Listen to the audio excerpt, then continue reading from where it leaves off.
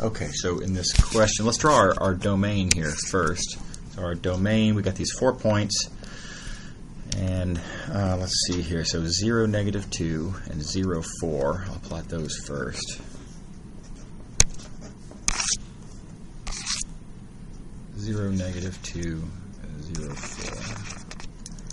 And then I have 1, 1, -1, 1. Okay, so 1, 1, -1, 1. Okay. All right, so let's think about potential symmetries. Well, this has got 2 symmetries. It's symmetric over the y-axis, which would give us, by the way, a reflection formula. And if that's xy, then the reflection of xy there is negative xy, and unfortunately, what's a consequence of that is that this reflection makes the x-coordinate turn negative,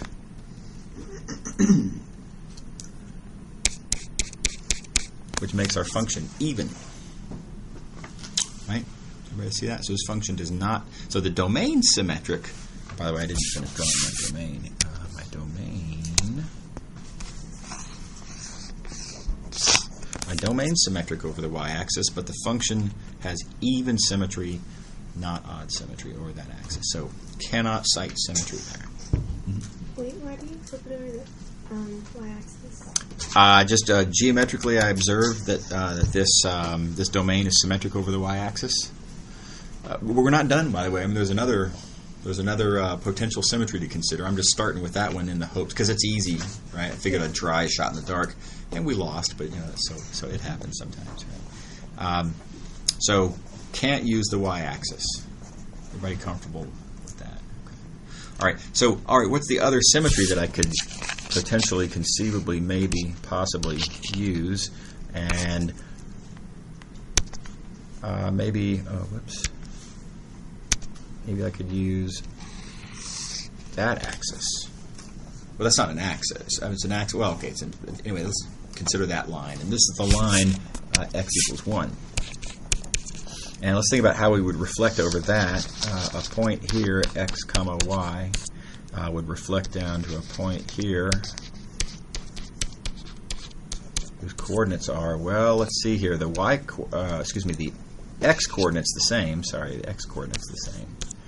And what can I say about the y coordinate of this point? Well, these 2 points, their y coordinates average to 1. That'd be one way to see it. Does that make sense? Okay. So you just have to ask, what is it which, when I add it to y and divide by 2, will give me 1? And you get that 2 minus y.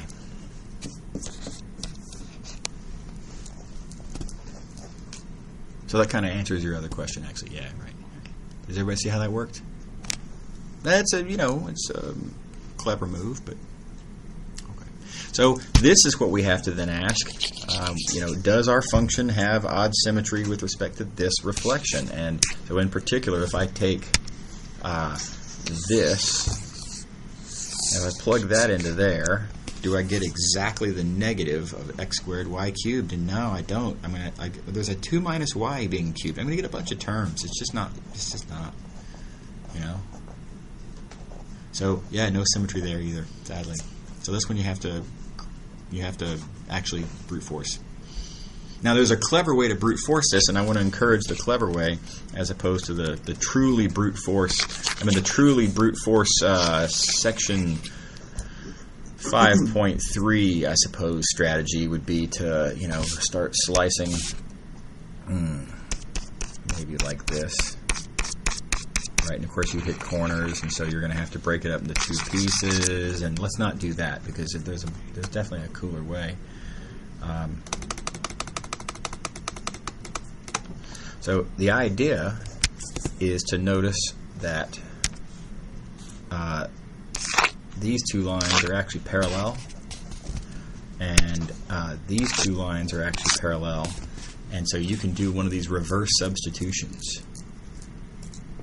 So in particular, if you write down the equations for these lines, and there's some algebra to write down those equations, but these are the same function of x and y being set equal to two different constants. And these, whoops. Oh, come on. Purple. These two lines are, again, there's a single function of x and y that's being set equal to two different constants. And so you can, who asked me this question? Was it you? Okay, yeah. So you can use the method that we did back in the section. You can use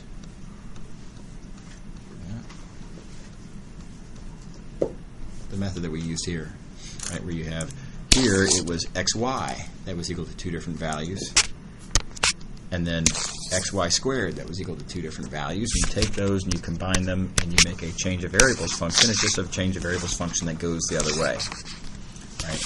Yeah. So I would just put like the slope of the line, since both of them are constant. Same or? Well, I mean, as to how to find the equations of these four lines, I mean, that's a high school algebra thing, right? You got to look back and remember those formulas. So the point slope form is convenient, right? So y minus y naught is m times x minus x naught. That's a convenient choice. Sure. And then like the m would be the x value. The m is slope. Substitution. Like the substitution value would be what, mx.